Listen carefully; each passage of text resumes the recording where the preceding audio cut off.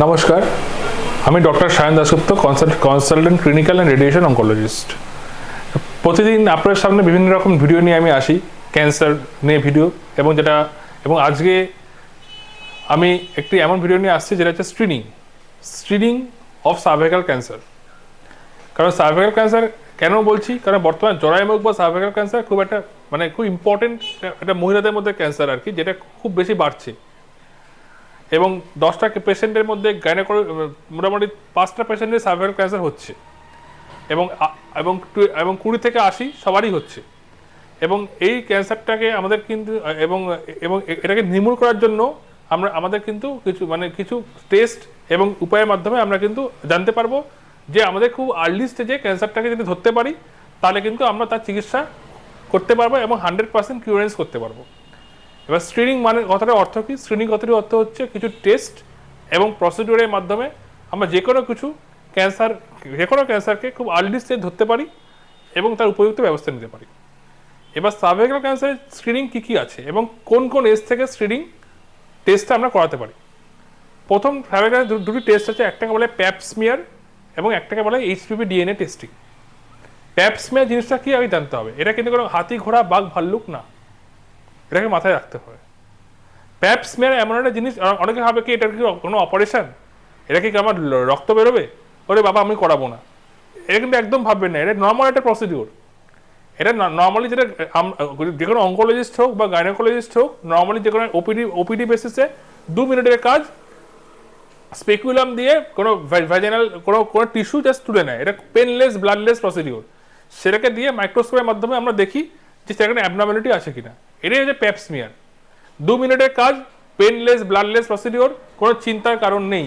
কিন্তু এক্ষেত্রে এবং টেস্টের মাধ্যমে কিন্তু আপনার যে নিয়ার এবং ডিয়ার ওয়ান্স, সেটা কিন্তু লাইফটা বেঁচে যাচ্ছে এই টেস্টটা করানোর মাধ্যমে আর কি। আরেকটা কি HPV DNA ভাইরাল লোড।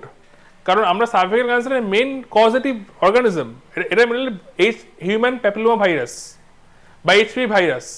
এই HPV ভাইরাস দিয়ে কিন্তু সার্ভাইকাল ক্যান্সারটা মেনলি জেনারেট হয়। এবং এই ভাইরাসের লোড দেখতে হয় যে এর লোড কতটা আমাদের শরীরে বেশি। এই জন্য আমরা বলি একটা ব্লাড টেস্ট, আর ব্লাড টেস্টের মাধ্যমে আমরা HPV DNA আমাদের শরীরে কতটা কি আছে আমরা দেখতে পারবো। অনলি আ ব্লাড টেস্ট, সিম্পল।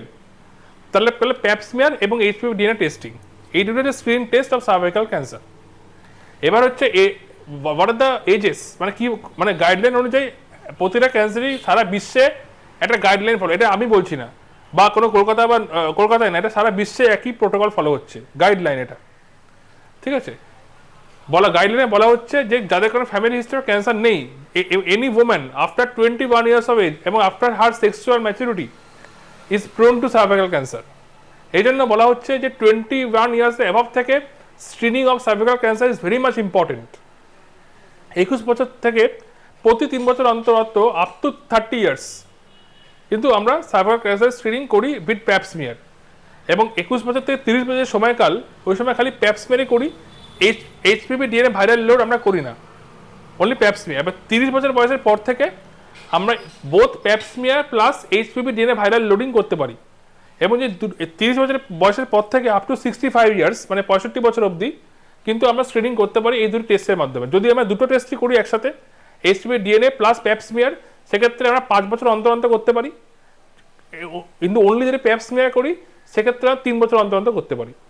এবং 30 থেকে 65 বছর অবধি বলা যায় একটা সার্ভাইকাল ক্যান্সার 20 থেকে 65 যেটা হচ্ছে ideal age group of developing cervical cancer, এই 20 থেকে 65 বছর, ঠিক আছে। এবং এরপর এটা গেল সার্ভাইকাল ক্যান্সারের স্ক্রিনিং পার্ট। এবং আমাদের এছাড়াও আমরা যে স্ক্রিনিং ছাড়াও আমরা যে আর্লি যে আমাদের সিমটমগুলো বলেছিলাম, যেমন আমরা ডিসপেরোনিয়া, পোস্ট কোয়ার্টাল ব্লিডিং, তারপর হচ্ছে পোস্ট মেনোপজাল ব্লিডিং অথবা ইন্টারমেনস্ট্রুয়াল ব্লিডিং অথবা প্রফিউজ ফাউল স্পেলিং, গন্ধযুক্ত ভ্যাজিনাল ডিসচার্জ, এইগুলো কিন্তু সার্ভাইকাল ক্যান্সারের সিমটমস। ওকে, এবং এগুলো কিন্তু আমাদের এবং প্যাপ স্মিয়ারের মাধ্যমে বা HPV DNA টেস্টের মাধ্যমে যদি কোনো সার্ভাইকাল থেকেও থাকে, প্যাপ স্মিয়ারের মাধ্যমে কোনো ধরা পড়লো, সেটাকে আমরা যখন সার্ভাইকাল বায়োপসি করি, এবং বায়োপসির মাধ্যমে আমরা কিন্তু, এবং বেশিরভাগ ক্ষেত্রে স্টেজ 1 থেকে স্টেজ 2 হয়। এবং সার্ভাইকাল ক্যান্সার চিকিৎসা পদ্ধতি কিন্তু খুবই painless, is very much is very sensitive radiation, radiotherapy এবং only mild dose chemotherapy and brachytherapy.